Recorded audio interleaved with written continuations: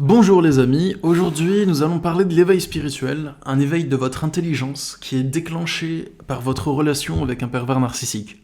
Comme quoi, je dirais pas que le pervers narcissique a du bon, mais plutôt que vous pouvez tirer du bon de cette relation, en faisant preuve de résilience et de force intérieure, comme nous l'a prouvé Sandy, qui a témoigné dans une précédente vidéo sur cette chaîne. Donc les amis, je me nomme Stan Carré, j'exerce en tant que sophrologue et coach en développement personnel depuis 2015, et l'accompagnement des personnes qui vivent une relation d'emprise, c'est un domaine d'expertise. Aujourd'hui, voyons ensemble quel est le processus d'éveil spirituel déclenché par un pervers narcissique, afin que vous puissiez mieux comprendre ce qui vous arrive si vous vous trouvez vous aussi dans cette situation. Donc, le processus est le suivant. Le pervers narcissique, bon, vous connaissez le sujet, si vous regardez cette chaîne d'ailleurs, c'est quelqu'un qui va vous faire vivre un véritable cauchemar. Plus la relation avance, plus vous souffrez. Plus le temps dans la relation avance, plus la qualité de relation se dégrade, plus il vous pousse à vous remettre en question, le cauchemar est vraiment dur. Et ce cauchemar de souffrance, donc ça vous fait vraiment souffrir beaucoup, et cette souffrance, elle vous pousse à l'introspection, pendant et après la relation. Donc c'est-à-dire que quand vous avez mal, vous souffrez, vous essayez de comprendre pourquoi vous souffrez.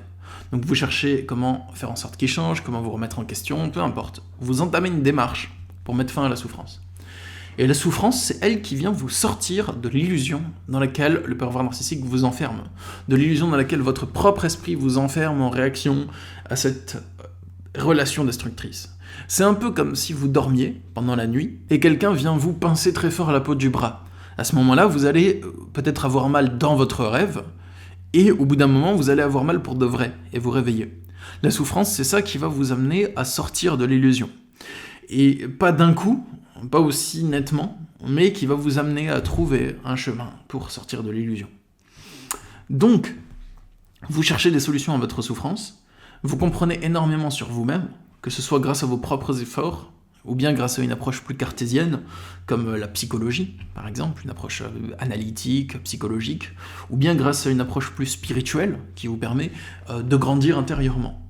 Dans tous les cas, la relation vous fait tellement mal que pour chercher à ne plus avoir mal, vous allez devoir chercher de nouvelles solutions, et, chers frères et sœurs, non je rigole, les amis, c'est là que votre intelligence s'éveille. Donc ça, c'est le premier déclencheur. Le deuxième déclencheur, c'est la suradaptation qui vous pousse à puiser en vous et à être plus malin. Le pervers narcissique, si c'est votre parent par exemple, il va vous demander tellement de choses à faire qu'il va vous traiter comme un adulte. Pour vous donner mon exemple personnel, quand j'avais 9 ans, je devais servir de soutien émotionnel à ma mère quand elle me parlait de ses problèmes d'avocat et de ses problèmes avec la CAF. Donc, enfin elle avait des problèmes avec tout le monde d'ailleurs, mais bon, à force de s'embrouiller avec tout le monde. Et donc, si je ne retenais pas précisément tout ce qu'elle m'avait dit, que je ne la conseillais pas, je me faisais battre et j'avais des lignes à copier, mais genre des centaines, j'y passais toute la nuit, elle me réveillait quand je dormais, j'allais à l'école le lendemain, enfin bref. Et ça pousse à grandir plus vite. Même si c'est pas forcément bien pour votre développement, le pervers narcissique, la relation avec lui, vous pousse à être plus intelligent parce qu'il vous le demande, sinon vous subissez. Donc vous allez chercher à trouver des solutions à ses problèmes alors que c'est pas vous, essayer d'anticiper ses réactions, vous allez devenir hyper empathique, hyper sensible, hyper empathique pour essayer de calculer les moindres variations dans la fréquence émotionnelle du pervers narcissique pour éviter de provoquer son désarroi, parce que sinon vous allez morfler. Vous allez essayer de devenir super empathique, mais aussi super sensible pour être attentif quand les choses lui déplaisent, même s'il ne vous les dit pas.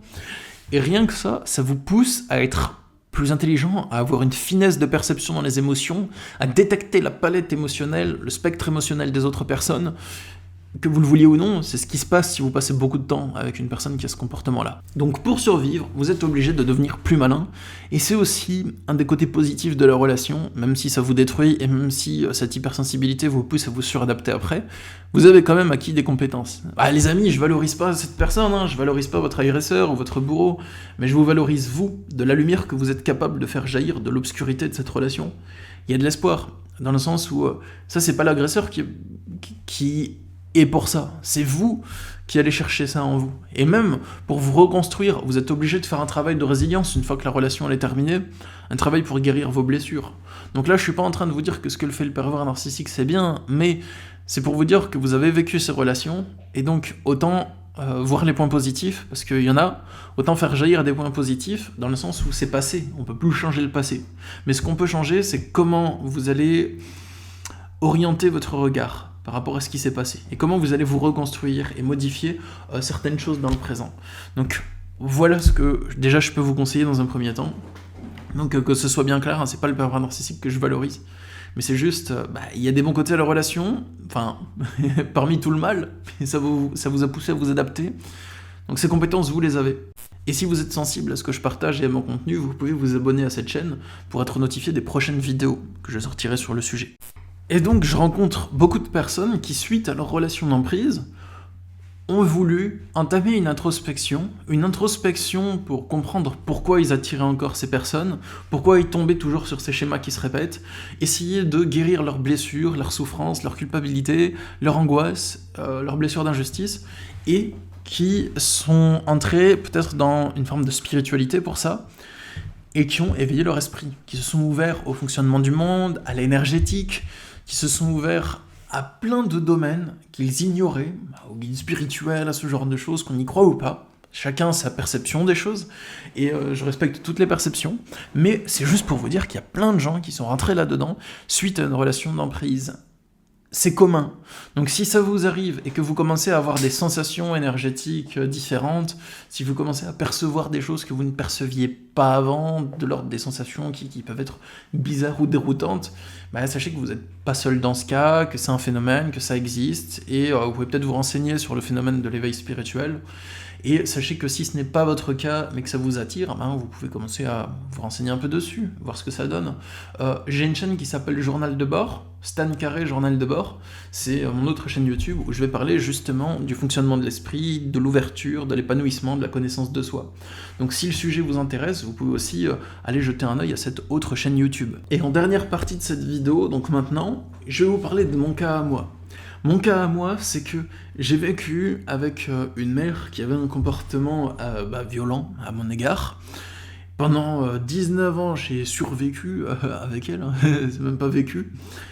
Et pendant tout ce temps, j'ai eu une intelligence, et je suis pas le seul, je me parle pas de mon exemple particulier à titre de généralité, c'est ce que j'observe chez plein de personnes.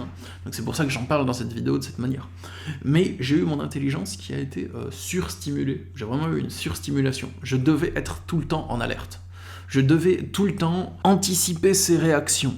Faire en sorte qu'elle ne soit pas énervée, faire en sorte de lui donner ce qu'elle veut, mais sans qu'elle ait à me le dire, et sans qu'elle ait à me dire quand le faire.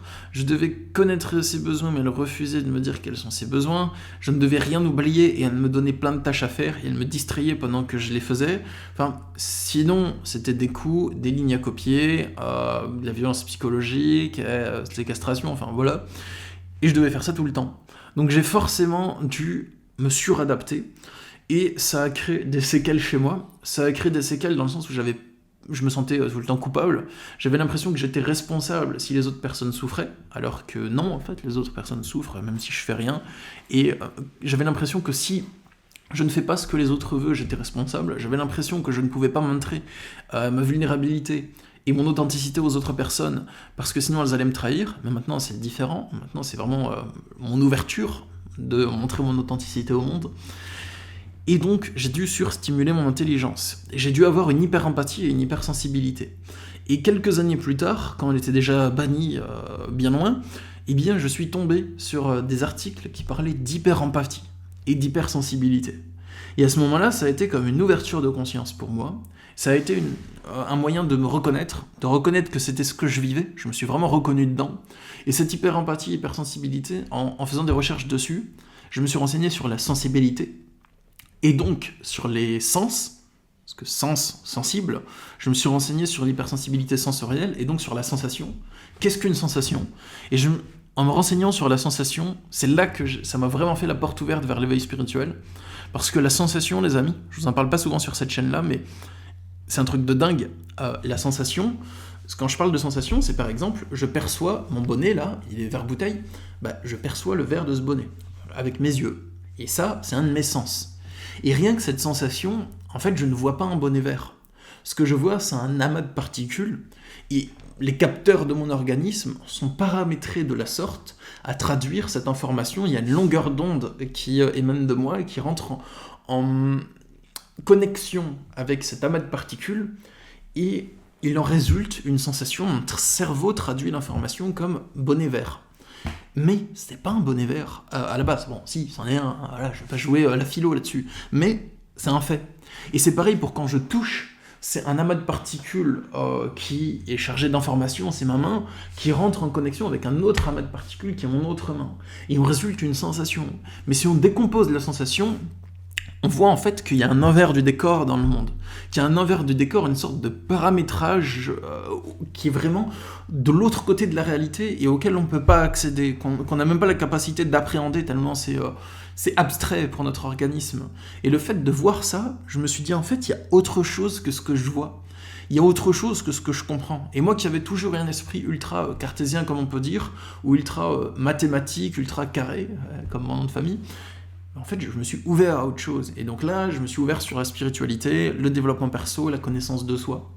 Ça a vraiment été une porte ouverte pour moi sur tout ça. Donc, il en a tiré du bon.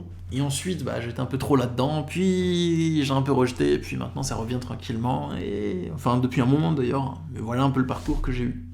Donc si cette vidéo vous a touché d'une manière ou d'une autre, si vous vous reconnaissez dedans, vous pouvez le partager en commentaire, répondre aux autres personnes qui ont commenté, je pense que ça peut être assez riche. Et moi les amis, si vous souhaitez avoir mon accompagnement sur votre chemin d'épanouissement, ou sur votre chemin de sortie d'emprise ou de reconstruction, eh bien, il y a mes coachings individuels pour ça. Je consulte par Skype, téléphone ou Messenger, et le lien pour me contacter est dans la description sous la vidéo. Je vous dis à bientôt, prenez soin de vous, et je vous envoie plein d'amour, plein d'énergie positive. Au revoir.